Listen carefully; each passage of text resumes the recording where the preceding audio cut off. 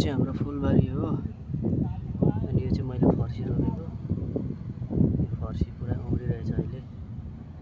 यो चाहिँ फुलहरू हो यसमा हामी 3 बजेतिर पानी लाउँछौँ डेली यो पनि फर्सी उम्रिरहेको यो पनि छ फर्सी यो चाहिँ फुल हो यो चाहिँ यता फुल छ यसले काम गरेको चाहिँ यो यहाँ पनि छ फुलबारी यो पनि फुलबारी नै हो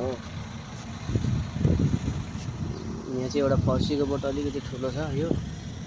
चाहिँ अलिक ठुलो भयो तर माटो पाउँदैन नि त यहाँ माटो चाहिँ हामीले बाहिरबाट लिएर पर खोजेर लिएर आएको माटो पनि यहाँ त माटो खोज्नु पर्छ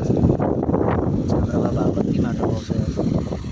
त माटो खोजेर ल्याउनुपर्छ नि नभए गिट्टी नै गिट्टी बाल्दै बाल्दा हुन्छ यहाँ